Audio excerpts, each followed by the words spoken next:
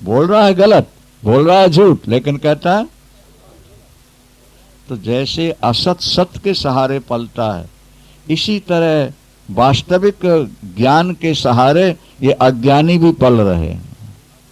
ये अज्ञान को ज्ञान मान करके उसी तरह की वेशभूषा में तुसी ब्रह्म तो असी भी ब्रह्म, और असी ब्रह्म तो तुसी भी ब्रह्म, फिर भेद कादा।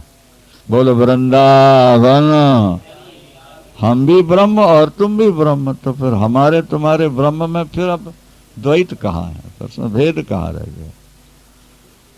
फिर हमने सुन लिया है कि आत्मा में कोई पाप पुण्य तो जाते ही नहीं, तो फिर अपने अंदर पाप पुण्य कहाँ जाए, इसलिए मौज करो। तो वो लोग ऊपर से अपने को ब्रह्म कह करके अपनी छुपी हुई अतृप्त वासनाओं को पूर्ण करते रहते। क्या समझ? अब कहने में तो हमको थोड़ा सा दुख होता है। एक कोई कहीं महात्मा थे, सामान्य महात्मा ही थे, विशेष क्या थे। एक तरफ तो एक फ्लैट उनका बना है और एक फ्लैट उनके शिष्याओं का बना हो, और बाहर 2 गेट हैं और अंदर एक है दोनों। सच्चिदानंद अंदर से दरवाजा है दोनों में, एक दूसरे में आने जाने। ठीक है, बात समझ में आ रही है नहीं आ रही? आप बाहर से वो 2 फ्लैट हैं और एक में संत जी रह रहे हैं, एक में उनकी शिष्या रह रही है। तो अब आने वाले तो बाहर ही बैठेंगे, अंदर कौन जाएगा, कौन देखेगा? वो तो हम अंतरंग थे इसलिए पता लगा भाई। तो अब बाहर से तो वो 2 हैं गेट, लेकिन अंदर से तो बाहर तो वो 2 हैं लेकिन अंदर जाके एक है। तो व्यक्ति अपनी अतृप्त वासनाओं को पूर्ण करने के लिए, अपनी अतृप्त वासनाओं को पूर्ण करने के लिए ज्ञानी और भक्त और संत बनने का स्वांग रचता है, और समाज को बाहर से क्या अपना संतत्व दिखाता है और अंदर अपनी अतृप्त वासनाओं को पूर्ण करता है। ठीक है, कड़वा है पर सत्य है। सभी ऐसे नहीं, कोई ऐसे भी होते हैं। हमने कहा ना कि सत्य के सहारे ही असत्य पलता है। असत्य फल फूल रहा है। हजारों अच्छे संत हैं, लेकिन एक आध ऐसे भी आपको बीच में मिलेंगे कि जो जिन्हें ज्ञान हुआ नहीं लेकिन ज्ञानी होने का स्वांग रच लिया है, और वो अपनी अतृप्त वासनाएं पूर्ण करते रहते हैं। वरना अगर वास्तव ज्ञान हो गया है तो फिर एक तो ये वासना रहेगी नहीं, और कदाचित प्रारब्ध में कोई रह गई और संयोग बन भी गया तो उससे पाप लगेगा नहीं। ज्ञानी को पाप, क्योंकि अहंकार नहीं है, क्योंकि वासना ही नहीं है, कर्तापन का अभिमान नहीं है। क्या समझा? वहां दोष नहीं लगता। ये सभी ग्रंथों में लिखा, लेकिन उसमें शर्त यही है कि वो आत्मज्ञानी पहले हो गया हो। जैसे अभी हमने सुनाया कि शंकराचार्य उस शरीर से निकल के राजा के शरीर में गए और 1 महीने तक राजरानियों के साथ रहे, काम शास्त्र का प्रैक्टिकल रूप से अध्ययन किया, और फिर अपने शरीर में आ गए, शास्त्रार्थ किया। शंकराचार्य को पाप लग गया क्या? बोलो। एक व्यक्ति की हत्या करने से पाप लगता है नहीं लगता? सजा फांसी है। तो फिर भोले शंकर को तो कितने बार फांसी लगनी चाहिए, क्योंकि प्रलय काल में सारी दुनिया को मारते हैं। ये प्रलय कौन करता है? सृष्टि करते हैं ब्रह्मा और पालन करते हैं विष्णु, और सारी दुनिया को मारते कौन है? तो पाप लगना चाहिए नहीं?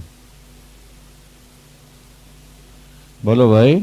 एक व्यक्ति को मारने की सजा फांसी, और सारी दुनिया के 84 लाख योनि के जीवों को खत्म कर देने वाला शंकर शंकर शंकर बैठा है। क्योंकि वो आत्मा थे। हाँ, नहियाकाशस्य धूमेनो दृश्यमानापि संगति। यद्यपि आकाश में धुआं दिखाई दे रहा है, फिर भी धुएं का आकाश से कोई संबंध नहीं है। धुएं से या धूलि से आकाश मलिन नहीं होता। अच्छा, कोई साधु संत तुम्हारे सामने शराब पी ले या मांस खा ले तो तुम्हें घृणा हो जाएगी? उससे नहीं होगी? बोलिए, हो जाएगी ना?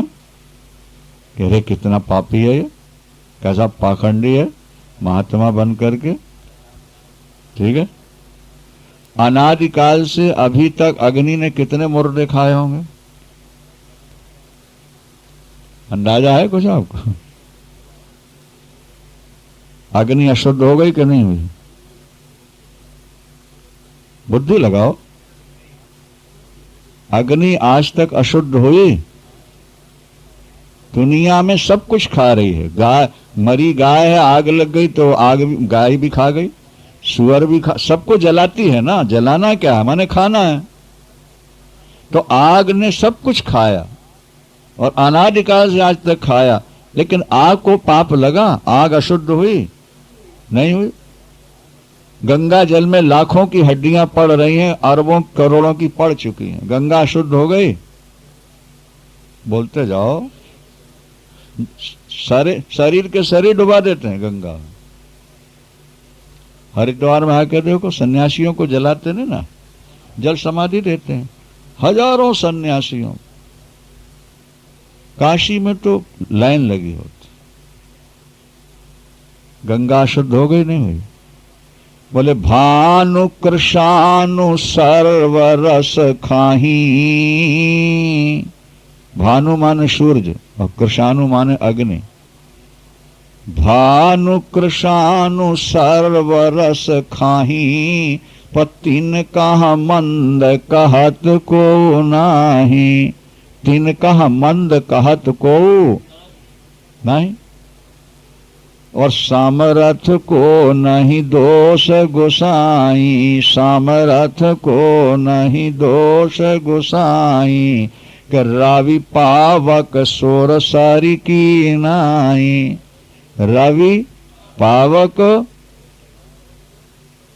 थोड़े जल में हड्डी पड़ेगी तो जल शुद्ध हो जाएगा, लेकिन गंगा में पड़ेगी, क्योंकि गंगा महत है, विशाल है। इसी तरह जब आप क्षुद्र शरीर में बैठोगे, अहंकार, वासना और महत्वाकांक्षा लेकर के जियोगे, तो तुमको पाप पुण्य लगेगा और तुम व्यष्टि से समष्टि में जाकर एक हो गए। अब तुम्हारा व्यष्टि का अहंकार लीन हो चुका है, वासनाएं लीन हो रही हैं, कर्तापन का अभिमान खत्म हो रहा है, कामना कुछ रही नहीं। अब तुम उसके साथ, अच्छा, एक बाल्टी जल घर में रखा था, कौवे ने हड्डी डाल दी, पियोगे आप? कोई पिएगा? अच्छा, उसी बाल्टी के जल को गंगा में डाल दो, अब सब पिएंगे? नहीं पिएंगे। अब वो अशुद्ध होगा जल, क्योंकि अब वो व्यष्टि से हटके समष्टि में एक हो गया। हम बाल्टी के जल हैं, इसलिए जरा सी गलती करते हैं तो लोग हमारा मजाक उड़ाएंगे, उपहास करेंगे, निंदा करेंगे और हमें पाप पुण्य भी लगेगा। लेकिन अगर हम उस समष्टि के साथ एक हो चुके हैं, हम व्यष्टि को भूलते जा रहे हैं और फिर पराधवशात कोई गलती हो गई तो उस पाप पुण्य का स्पर्श उस अनंत अखंड आत्मा निर्विकार निराकार में हो ही नहीं सकता। और तुम शरीर नहीं हो, मन नहीं हो, देह नहीं हो, इंद्रिय नहीं हो, तुम आत्मा हो, तुम चिदाकाश हो, तुम चिदाभास नहीं हो, अंतःकरण तुम्हारा नहीं है, ये तो प्रकृति से बना हुआ है, ये प्रकृति से बना हुआ है।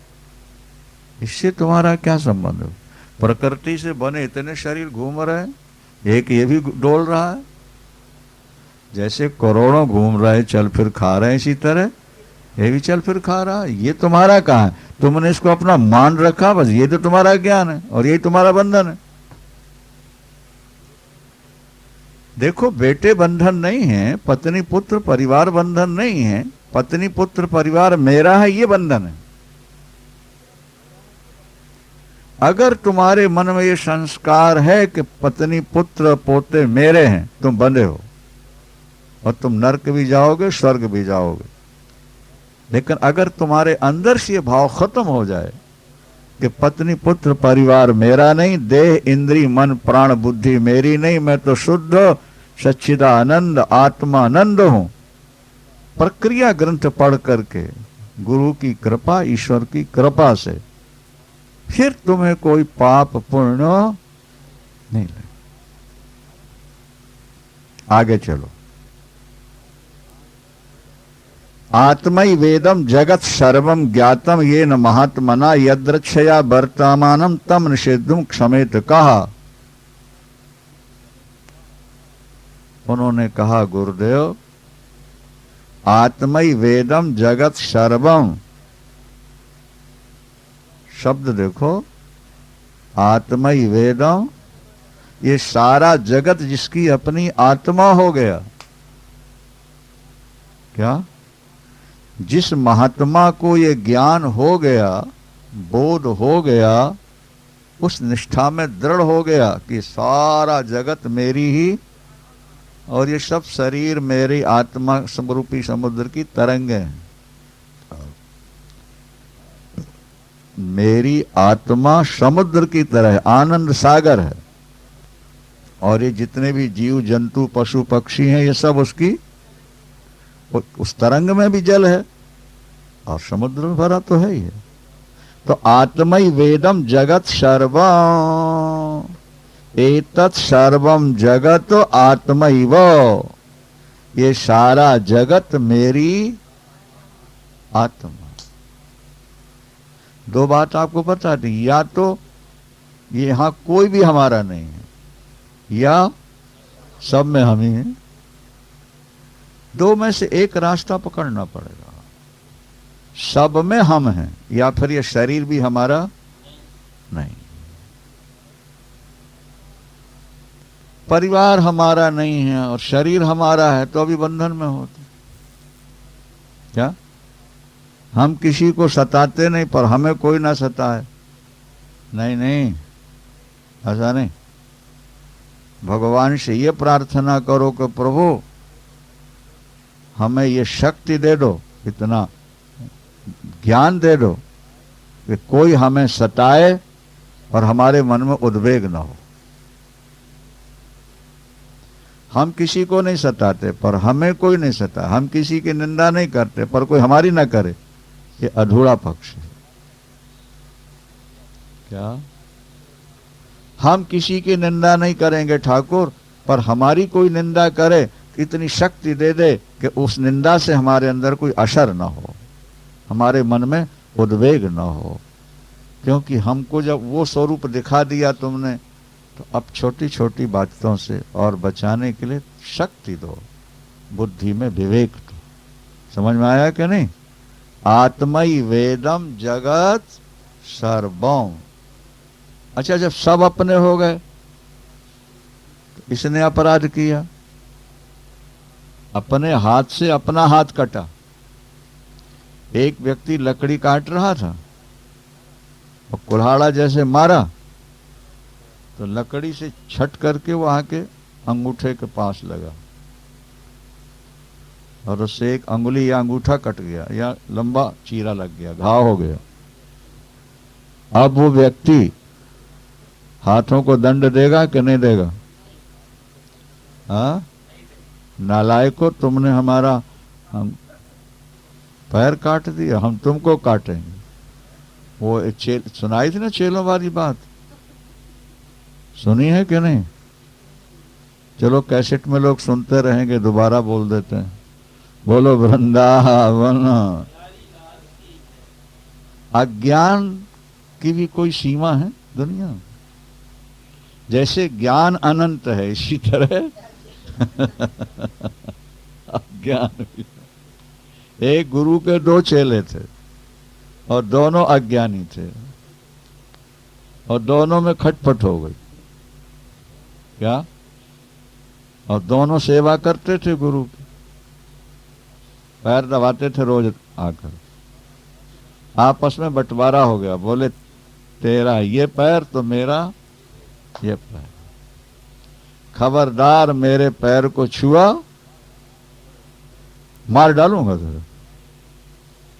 ना वो उसको पैर छूता है, ना वो प्रणाम भी करेंगे तो अपने ही पैर पकड़ के ये दुश्मन का पैर है।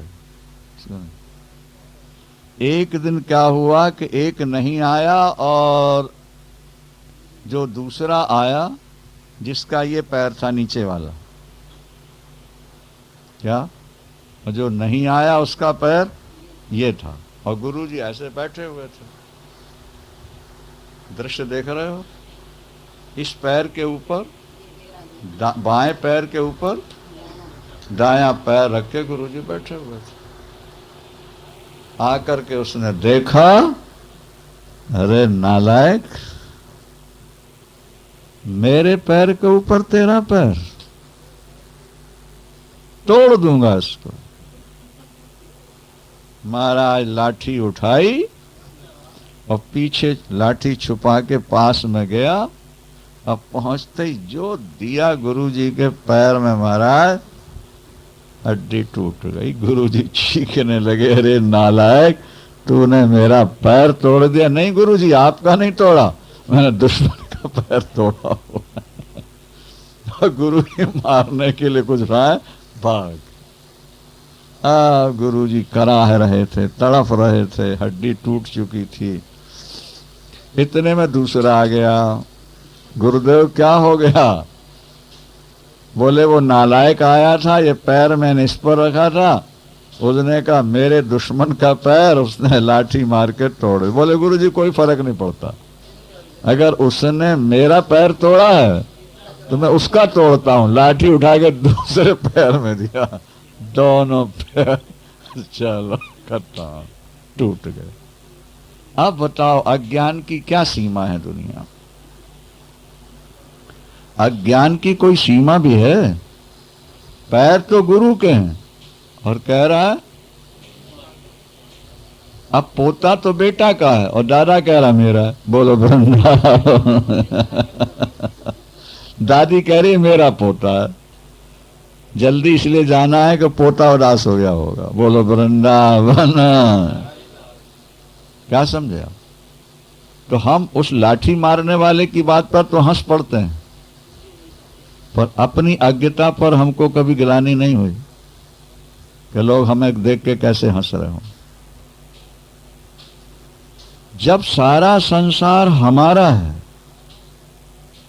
और हाथों के द्वारा पैर कटा तो हाथों को दंड नहीं दिया, क्योंकि इतना ज्ञान है कि हाथ भी हमारे हैं और बोलो पैर भी हमारे हैं। तो समाज की ओर से अगर हमको कोई तकलीफ मिली तो हमने समाज को दंड नहीं दिया, इसलिए कि सबके अंदर हमारी आत्मा है। ठीक है? और अगर आपके अंदर अज्ञान है तो फिर उस अखंड का आप खंडन कर दोगे, खंड खंड टुकड़े टुकड़े करोगे। मैं अलग, तू अलग, ये अलग, वो अलग। या इह नाने व पश्यति, यहां जो नाना रूप में आत्मा को देखते हैं वो अज्ञानी है, वो द्वैतवादी है और वो बार बार मरते और जन्म लेते। ठीक हो गया? आत्मई वेदम जगत सर्वम, सारा जगत मेरी ज्ञातम एन महात्मना, वो महात्मा कहलाते हैं। महान आत्मा वही है जो व्यष्टि से समष्टि में जाके बैठ जाते हैं, उनको महात्मा कहना ठीक है। जटा बढ़ा ली, पीले कपड़े ओढ़ लिए, बोले महात्मा जी। उघारे हो गए, बोले महात्मा जी। बोले अभी नहीं, जब व्यष्टि से हटके समष्टि में चले जाओगे, जब अंश से हटके अंशी में जाके बैठ जाओगे, तब तुम क्या कहलाओगे? अब तुम्हारी आत्मा महान हो गई। केवल शरीर में तो क्षुद्र आत्मा थी, अब महान। क्या? तो सब में अपनी आत्मा को देखना, अथवा आत्मा का अपना कोई है ही नहीं, कोई नातेदार नहीं, कोई रिश्तेदार नहीं, कोई बेटा नहीं, कोई पोता नहीं, सजातीय विजातीय स्वगत भेद शून्य ब्रह्म है। सजातीय विजातीय स्वगत भेद शून्य। न आत्मा का कोई सजाती है, न आत्मा का कोई विजाती है, न आत्मा का कोई शरीर है। कि अंग हो तो अवयव स्वगत भेद होगा ना, हाथ है, ये पैर है, उसके तो शरीर है ही नहीं। तो सजाती और विजाती स्वगत भेद शून्य ब्रह्म। फिर ये मेरा बेटा है, ये मेरा पोता है, ये मेरा चेला है और ये मेरा भाई है, ये जो भाव है वो खत्म हो जाए। जब ये खत्म हो जाए तब तुम कहलाओगे, बोलो, महात्मा। अभी तो क्षुद्र आत्मा हो। यद्रच्छया वर्तमानम तम निषेधु क्षमेत का, जनक जी ने स्पष्ट कह दिया, गुरुदेव, जिसके अंदर ये भाव जाग जाए कि सारी सृष्टि मेरी आत्मा है, सब में मेरी आत्मा है, वो चाहे जैसा आचरण करे उसके लिए कोई विधि और निषेध नहीं। वो विधि और निषेध से ऊपर उठ गया। अच्छा, उदाहरण की बात समझो। जब आप हवाई जहाज में चढ़ने जाते हो, हाँ, बीच में आपकी चेकिंग होती है कि नहीं होती है? क्या? एयरपोर्ट का नियम है, कानून है कि जो जा रहा है उसको वहां से गुजरना ही पड़ेगा, उसके पूरे शरीर का परीक्षण होगा, नहीं होगा? और अगर किसी का न करे वो परीक्षण तो नौकरी से हटा दिया जाएगा। लेकिन राष्ट्रपति या प्रधानमंत्री आज जा रहा है, उसका परीक्षण होगा? हाँ, जब एक कानून है कि परीक्षण के बाद ही जाना, तो फिर राष्ट्रपति प्रधानमंत्री के लिए ना क्यों? बोले वो इस पद पर बैठा हुआ है, वो इस देश का मालिक बना बैठा है, क्या वो राष्ट्र के साथ अन्याय नहीं कर सकता, वो प्लेन को उड़ा नहीं सकता, वो कहीं दूसरे देश ले जा नहीं सकता, वो पिस्तौल से किसी को मार नहीं सकता, इसलिए उनके लिए कोई विधि नहीं, वो पार हो जाते हैं। बाकी हर व्यक्ति की चेकिंग अनिवार्य है, उनकी नहीं होती। इसी तरह अज्ञानी व्यक्ति को शास्त्र के अनुसार ही व्यवहार करना चाहिए, एक सामान्य नियम हो गया। लेकिन जिनको आत्म तत्व का अपरोक्ष प्रत्यक्ष हो गया, वो इस कानून के मर्यादा से अलग हो जाते हैं। वो अच्छा करें या बुरा करें, वो विधि से चलें या बिना विधि के चलें, उनको कोई पाप नहीं लगेगा, उनके जीवन में कोई दोष नहीं आएगा। जैसे राष्ट्रपति और प्रधानमंत्री की चेकिंग जरूरी नहीं, इसी तरह आत्मज्ञानी को शास्त्रीय विधि के अनुसार जीवन बिताना जरूरी। वो अपनी मर्जी से मौज में कैसे भी चल रहा है, कैसे भी रह रहा है, वो जहां रह रहा है वो अपने स्वरूप में रह रहा है, वो हर जगह, हर स्थिति, हर परिस्थिति में अपने स्वरूप को ही देखता है। चर्चा शाम को थोड़ा और करेंगे। वृंदावन आत्मैवेदम जगत सर्वम ज्ञातम येन महात्मना यद्रक्षया वर्तमानम तम निषेधुम क्षमेत कहा। अष्टावक्र जी ये समझने के लिए कि जनक को ज्ञान हुआ या नहीं, उन्होंने कुछ विधियों का भी वर्णन किया।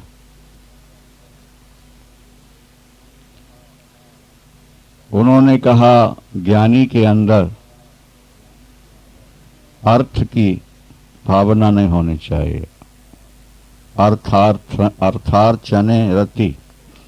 महाराज जनक से कहा था कि अगर तुम्हें ज्ञान हो गया तो फिर धन कमाने की रुचि कैसे, फिर पत्नियों के साथ रहने की इच्छा कैसे, फिर परिवार के साथ व्यवहार कैसे, फिर राज्य चलाओगे कैसे?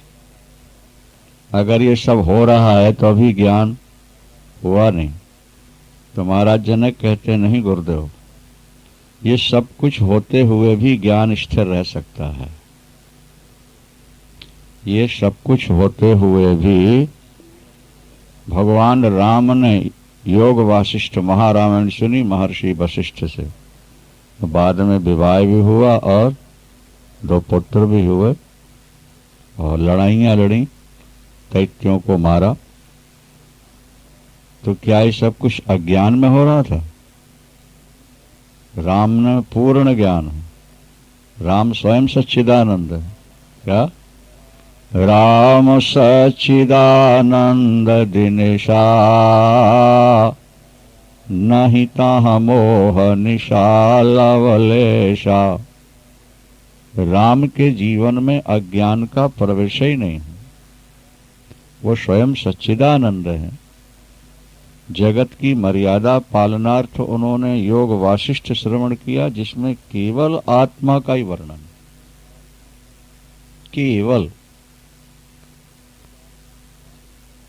और उसके बाद राम विवाह भी कराते हैं, उसके बाद दैत्यों का संहार करते हैं, समुद्र में पुल बांधते हैं और फिर आके राज्य का संचालन भी करते हैं। थोड़ा बढ़ाओ। तो ऐसी स्थिति में माना जाए कि राम अज्ञानी थे, और अगर ज्ञानी थे तो सारे कर्म कैसे होते रहे? उसका समाधान यही है कि जिसे आत्मा का पूर्ण बोध हो गया, क्या आत्मा अद्वैत है, आत्मा विकार रहित है, आत्मा व्यापक है, आत्मा अद्वैत है, दो नहीं, अनेक नहीं है।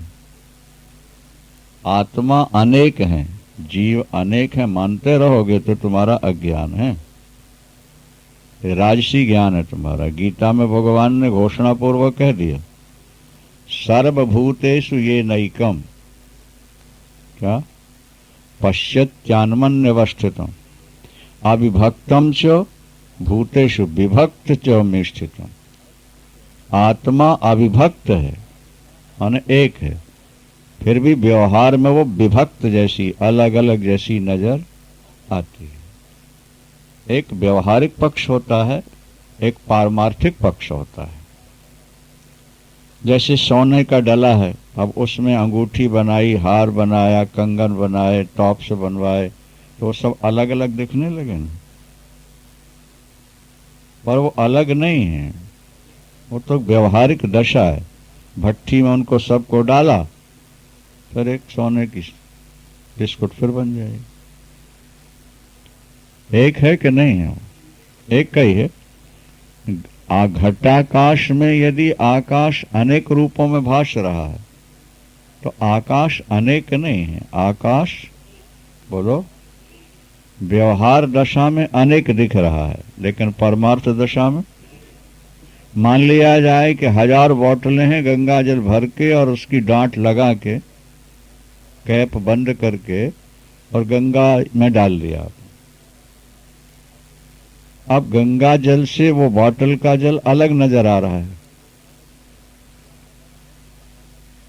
पर क्या अलग है? बोतल टूटने दो, एक का ही है। जब वो बोतल गंगा की धारा में है तो उसके अंदर बाहर नीचे ऊपर दाएं बाएं गंगा ही गंगा जल तो है, फिर वो बोतल का जल गंगा जल से अलग कैसे? कबीर दास जी का एक दोहा है, जल ऊपर कुंभ बहत है,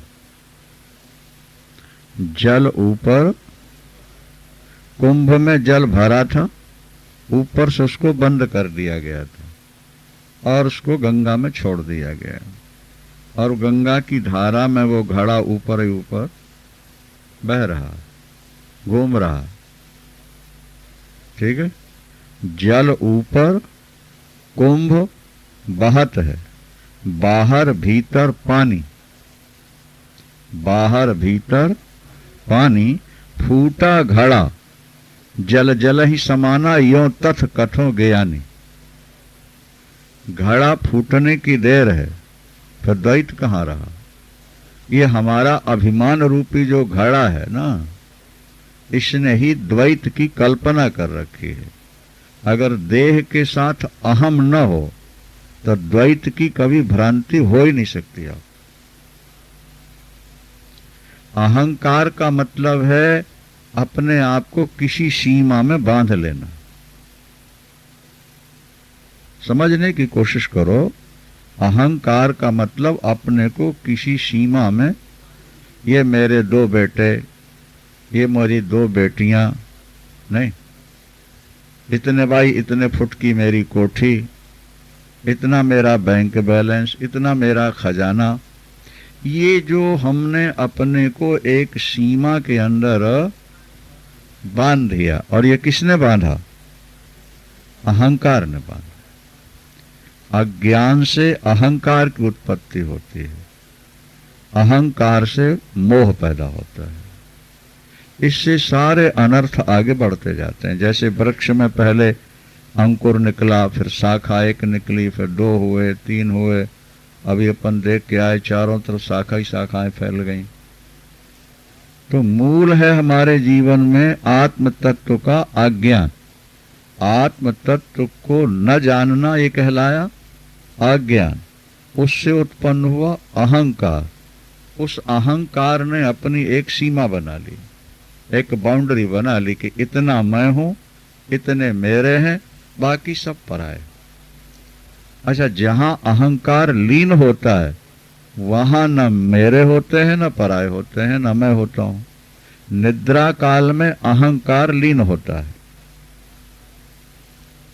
क्या निद्रा काल में आज तक किसी को द्वैत की भ्रांति हुई है? सीमा का बोध हुआ है?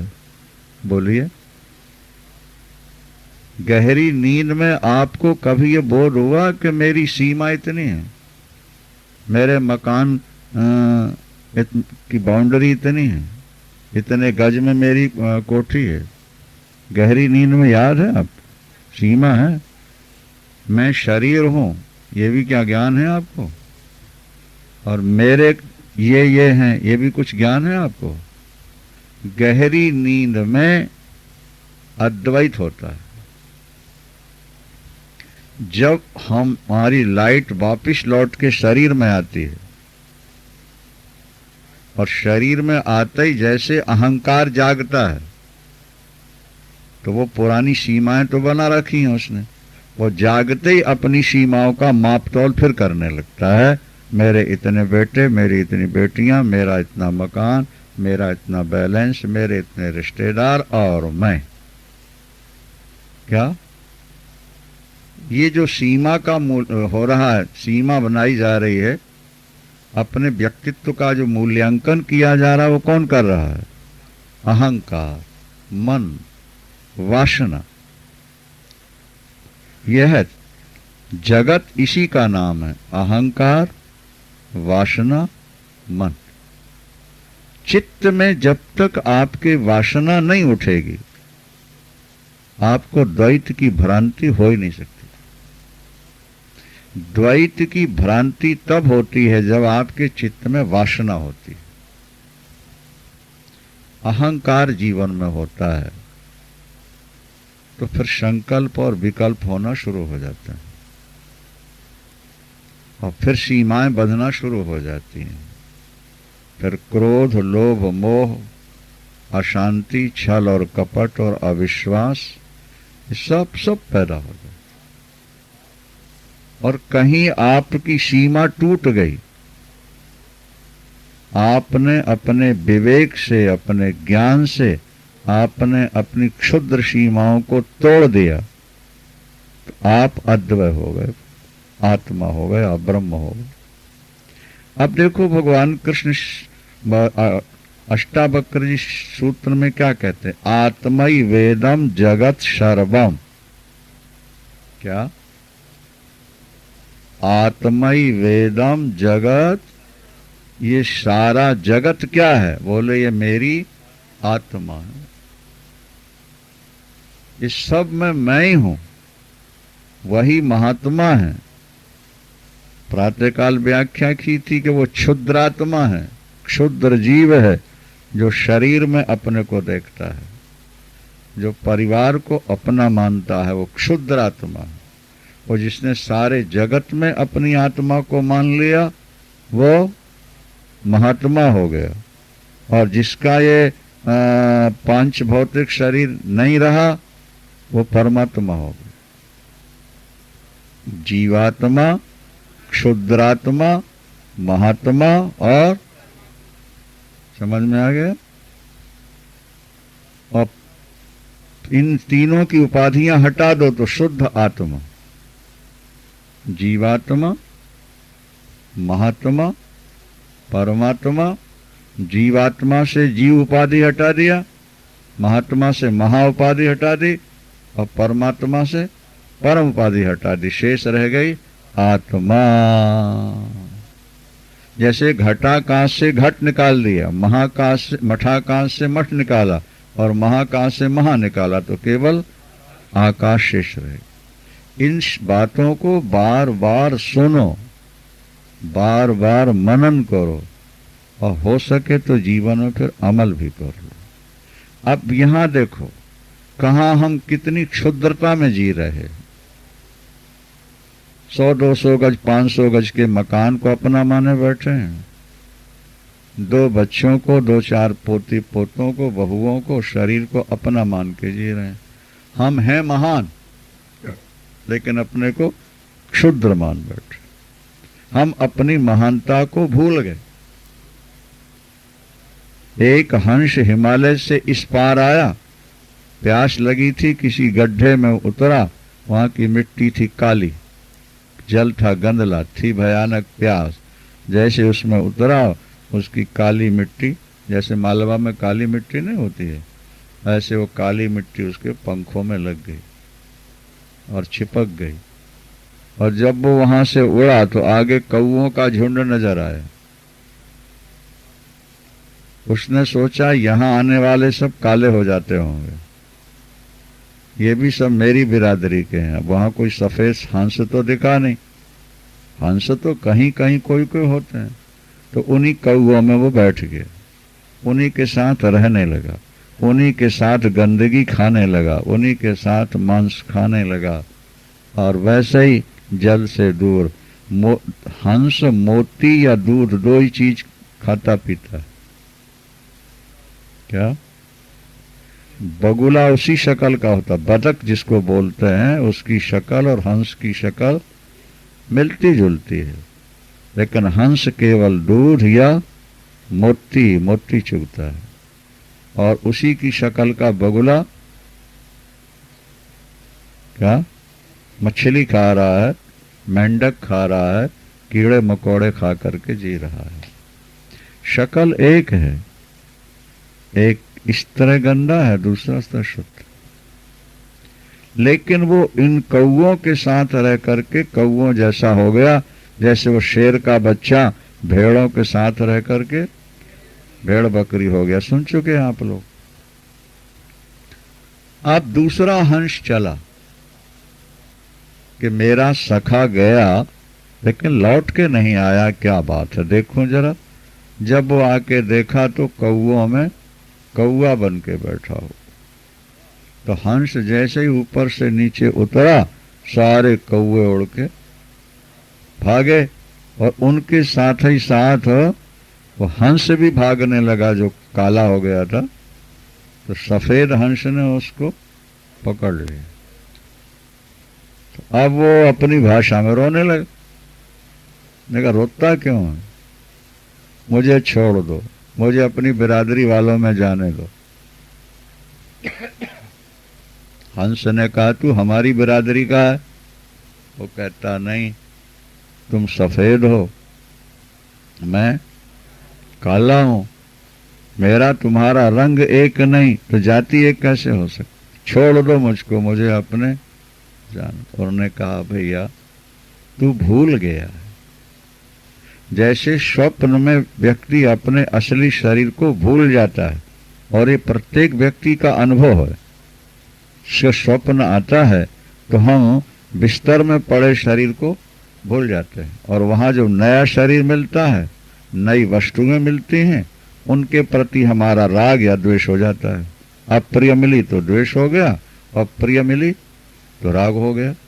अब बिस्तर वाले शरीर के जिसके साथ सदा हम रहते रहे और क्षण भर में भूल गए। आश्चर्य है कि नहीं? जिस शरीर के साथ हम 60 साल 70 साल से रह रहे हैं, 24 घंटे रह रहे हैं, और नींद का झोंका आया, स्वप्न आया और इसको भूल गए।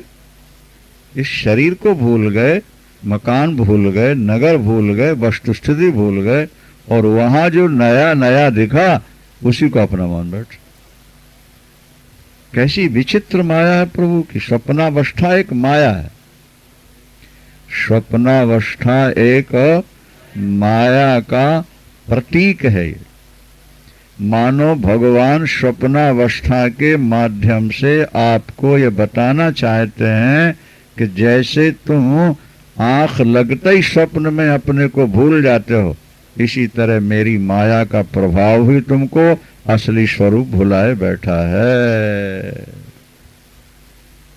अब वो हंस कहता है कि तुम मेरी बिरादरी के नहीं हो, मेरी बिरादरी के हो। हंस ने कहा, भैया ये तेरे ऊपर जो कबर चढ़ गया है ना काला, बस ये तुझे भ्रम में डाले हुए है, इसको साफ कर ले। क्यों क्षुद्रता में जी रहा है, क्यों हीन भावना में जी रहा है? मैं औरत हूं, मैं पुरुष हूं, मैं किसी की हूं, कोई मेरा है, ये बच्चे मेरे हैं, ये परिवार मेरा है। अरे ये तो पशुओं वाला भाव है। कबूतरी भी कबूतर को अपना पति मान रही है, और कबूतर भी कबूतरी को अपनी पत्नी मान रहा है, और दोनों मिलकर के विषयों का सेवन भी कर रहे हैं, और दोनों मिलके अंडे देकर बच्चों का पालन भी कर रहे हैं। तो उनमें और हम में अंतर क्या रहा? बोलो। तो कबूतर ही अच्छे हैं, कम से कम निंदा चुगली गाली गुप्ता सबसे बचे हुए हैं कि नहीं? बेचारे जो दाने मिल गए चुगलिया और बैठे। वो खुराफाती तो नहीं है, वो किसी को धोखा तो नहीं देते, झूठ बोल के बेईमानी से किसी का धन हरण तो नहीं करते। हमसे वो अच्छे हैं, अगर हमें अपने स्वरूप का बोध नहीं हुआ अथवा हमसे भजन नहीं हुआ तो ये बात नोट कर लेना। तो जैसे स्वप्न आते ही हम अपने असली शरीर को भूल जाते हैं, इसी तरह वो हंस भी अपने स्वरूप को। तो सफेद हंस ने कहा, मित्र मैं बताऊं तुम्हारा रंग मेरे जैसा कैसा है? देखो मैं पानी में तैरता हूं, आ जाओ। बोले मैं डूब जाऊंगा, मैं मर जाऊंगा, क्योंकि वो अपने आप को भूल गया। उसने हंस ने सोचा ऐसे काम नहीं चलेगा। उसने अपनी चोंच से उसको की गर्दन पकड़ी, ऊपर उठाया और पानी में फेंक दिया। और जैसे ही फेंका तो पहले तो फड़फड़ाया कि डूब जाऊंगा, मर जाऊंगा, तो फिर उसको तैरना आ गया। और जैसे तैरा, पानी लगा, वो काली मिट्टी धुल गई, सफेद हो गया। अब तो दूध पी रहा, अब तो मोती चुग रहा और कह रहा, भाई आपने मेरा बड़ा उपकार किया, मैं आपका ऋण कभी चुका नहीं सकता। मुझे आपने कौवे से फिर अपना स्वरूप दिला दिया। सदगुरु वही सफेद हंस हैं जो कौवा रूप अज्ञानी जीवों की इस अज्ञान रूपी कालिमा को धो करके शुद्ध आत्म स्वरूप बना करके आत्मा में बैठाल देते हैं, उस शिखर पर बैठाल देते हैं जहाँ कोई शोक नहीं, भय नहीं, क्या समस्या नहीं, जहाँ किसी प्रकार का कोई दुख है ही नहीं, उस आत्मालोक में ले जाते हैं। अष्टावक्र जी कहते हैं, महाराज जनक कहते हैं आत्मई वेदम जगत सर्वम, जिसकी दृष्टि में, जिसके विचार में ये सारा जगत मेरी आत्मा। अभी तो बेटा हमारी आत्मा है, बेटियां हमारी आत्मा है, नहीं, ज्यादा से ज्यादा बढ़ोगे तो पोते हमारी आत्मा है, क्योंकि बेटे से आए हैं और बेटा हमसे आया है, तो चलो वो भी हमारे, इतनी हमारा दायरा है ना। हम क्षुद्र दायरे में जी रहे हैं। देखो एक बात याद रखना, समुद्र से 100 मीटर की दूरी पर एक कुआं है जिसमें सैकड़ों वर्षों से जल भरा है, लेकिन वो कुएं का जल अपने मूल समुद्र के जल से मिल नहीं पा रहा। सैकड़ों वर्षों से जल कुएं में भरा है और केवल 100 मीटर की दूरी है। कहां से? समुद्र के जल से। लेकिन वो सैकड़ों वर्षों में भी अपने मूल केंद्र से नहीं मिल पा रहा। और गंगा 6000 किलोमीटर दूर है, गंगोत्री, लेकिन वो जल 1 महीने 15 दिन के अंदर ही जाके समुद्र से मिल जाता है। 6000 किलोमीटर की दूरी पार करके 15 दिन 20 दिन में गंगा जल, बोलो भाई, गंगा से और समुद्र से मिला, अपने मूल से मिला। कारण क्या था? 100 मीटर की दूरी वाला तो वहीं पड़ा रहा और 5000 किलोमीटर दूर रहने वाला जल मिल गया, क्योंकि 5000 दूरी रहने वाले जल ने अपनी संकीर्णता तोड़ दी है, सामने आने वाले पत्थरों को तोड़ा है, पहाड़ों को तोड़ा है। वो अपने प्रियतम से, अपने स्वरूप से मिलने के लिए संघर्ष करता रहा और अंत में चलते चलते, लेकिन कुएं के जल ने अपनी चारदीवारी तोड़ी नहीं, तोड़ नहीं सका। वो अपनी संकीर्णता में ही जीता रहा, संकीर्णता के बंधनों को तोड़ नहीं सका, इसीलिए वो समुद्र के पास रहकर भी समुद्र से मिल नहीं सका। हम जब तक अपनी क्षुद्रता का त्याग नहीं करेंगे, संकीर्णता छोड़ नहीं बैठेंगे। हमारी जिंदगी में बहुत सारी संकीर्णताएं हैं। हम स्त्री चोला हैं, हम पुरुष हैं, हम ब्राह्मण हैं, हम क्षत्रिय हैं, हम वैश्य और शूद्र हैं, हम वानप्रस्थ हैं, हम गृहस्थ हैं, हम सन्यासी हैं। नहीं समझ में आ रही बात? हमारी माता है, हमारा पिता है, हमारे भाई हैं, हमारी पत्नी है, हमारे बेटे हैं। इन सबको तोड़कर छोड़कर हम कहाँ जा सकते हैं? यही तो हमारी जिंदगी है। हम इन्हीं में पैदा हुए हैं, इन्हीं में रह रहे, इन्हीं में हमको मरना है। तो जैसे कुआं अपनी चारदीवारी को न तोड़ने के कारण सैकड़ों वर्षों से कुएं का जल समुद्र के किनारे है पर समुद्र से मिल नहीं पा रहा है। यह हमारी आत्मा, यह हमारा जीव अरबों खरबों वर्षों से बिल्कुल परमात्मा के साथ जुड़ा रहकर भी परमात्मा से मिल नहीं सका। और लोगों ने कई रास्ते निकाल दिए परमात्मा से मिलने के लिए। किसी ने कहा हिमालय जाओ, किसी ने कहा गंगोत्री जाओ, किसी ने कहा गुफा में जाओ, किसी ने कहा मूड़ मुड़ाओ, किसी ने कहा उपवास करो, क्या किसी ने कहा वृंदावन में आके नाचो, किसी ने कहा कथा सुनो, किसी ने कहा ऐसा चंदन लगाना है, किसी ने कहा ऐसा चंदन लगाना है, किसी ने कहा ऐसी चोटी रखनी है, किसी ने कहा ऐसे कपड़े पहनना है। इन लोगों ने जीवों को भ्रम में डाल दिया। क्या? एक बात ध्यान रखना है, सत्य एक होता है, झूठ अनेक होते हैं। सत्य एक हो और झूठ अनेक हो। इसी तरह से ईश्वर और उसका रास्ता भी सही एक ही होगा। बाकी तो सब भुलावे में डाले हुए हैं। कुछ ना कुछ तुमसे करा रहे हैं, कुछ हो रहा है, ये अच्छी बात है, पर वो डायरेक्ट रास्ता नहीं है, वो इनडायरेक्ट है। क्या भाई? वो इनडायरेक्ट रास्ते हैं। उसमें बड़ा लंबा चक्कर लगाओगे तब जाके शायद पहुंच जाओ। और बीच में कोई बाधा आ गई तो लौट भी आओगे या मर जाओगे। सच्चिदानंद। अब डायरेक्ट जाने का मन बना लिया। क्या बात, मौज हो गई। अब तो भाई बाबा जी सुन रहे हो।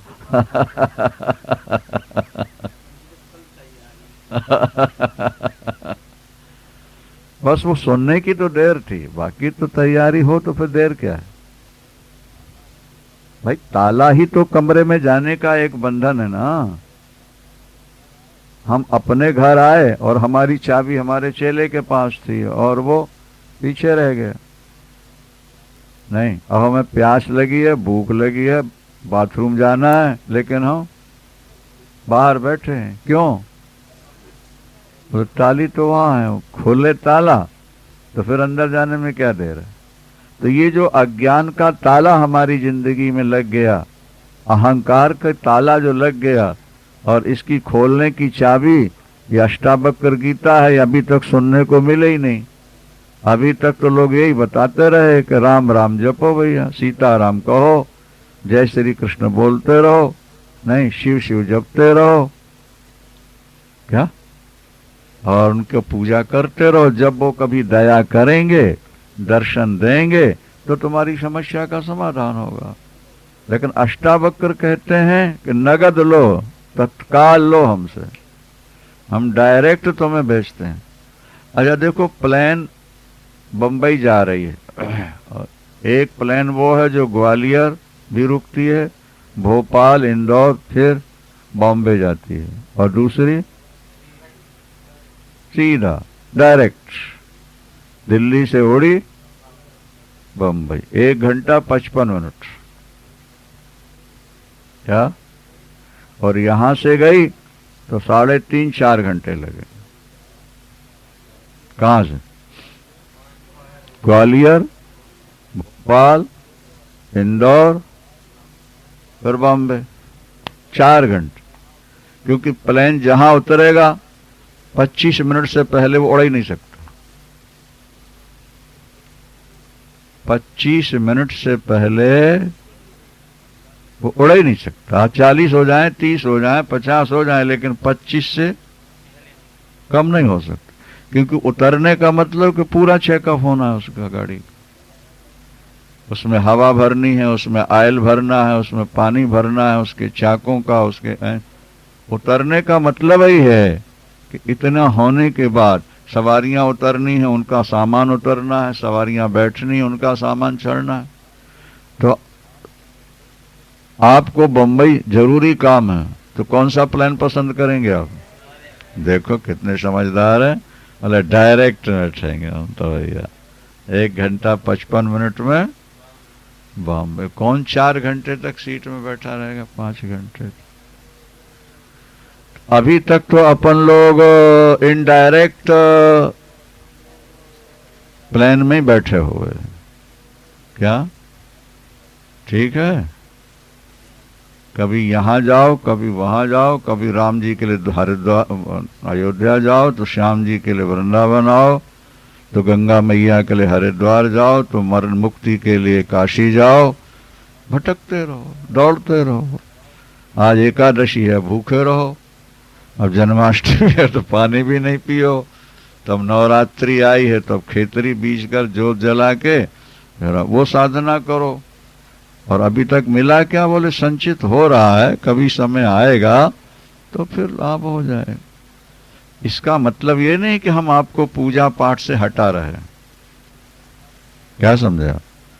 जब तक आपका बैकग्राउंड पूरा तैयार न हो जाए तब तक ये सब कुछ करना ही है।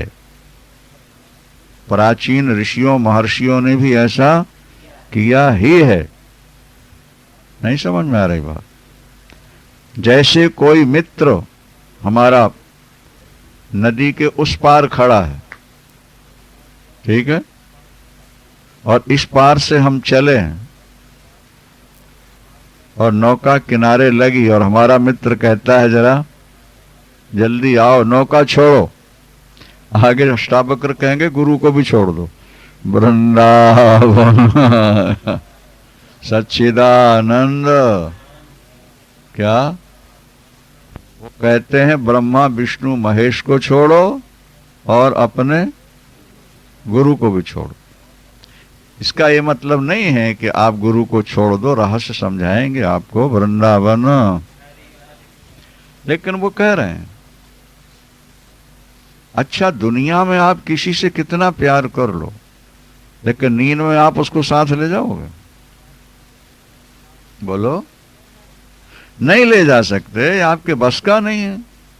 जब निद्रा में जाना है तो सबको छोड़ना पड़ता है। इसी तरह जब आत्म स्वरूप में जाना है तो गुरु तो आपको दरवाजे पर ले जाके खड़ा कर देगा, और उसके बाद अपने स्वरूप में जाओ, गुरु का कर्तव्य पूर्ण हो गया।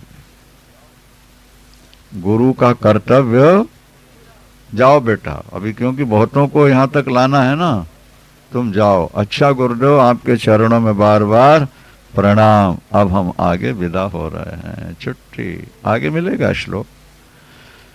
तो कहने का अभिप्राय सिर्फ ये हुआ कि यदि हमारा मित्र ये कहता है कि नौका छोड़ दो, तो संकेत यह है कि तुमको किनारा मिल चुका है, इसलिए नौका छोड़ दो।